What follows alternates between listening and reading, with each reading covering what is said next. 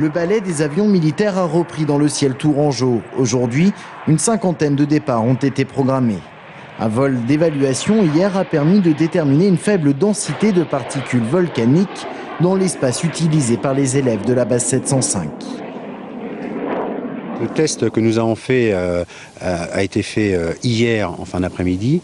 Donc la situation donnée par Météo France de ce matin était la même que celle d'hier.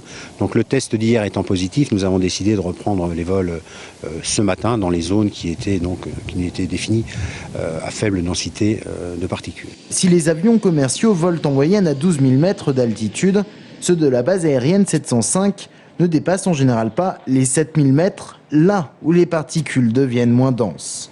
Aujourd'hui, nous nous sommes invités sur le site de l'armée de l'air grâce à la visite d'un groupe d'enfants, l'occasion d'approcher d'un peu plus près ces engins et les mécaniciens qui veillent à la sécurité des pilotes. Je vérifie que les sondes ne soient pas bouchées, l'incidence mètre non plus, pas de point dur dans l'incidence mètre, les sondes statiques toujours pas bouchées.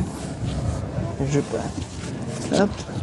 Et là, l'entrée d'air. Une vérification habituelle, mais ce sont justement ces sondes pitot et les réacteurs qui peuvent notamment être obstrués par les poussières volcaniques. Pas de saleté, pas d'impact. J'imagine qu'en ce moment, c'est encore une vigilance accrue. Tout le temps, toujours accrue. Demain, si les conditions restent analogues à celles d'aujourd'hui, le trafic militaire sera maintenu. En revanche, l'aéroport de Tours est resté quasiment désert aujourd'hui. Cet après-midi, seuls quelques touristes coincés à Porto sont arrivés en car et sont venus se faire rembourser.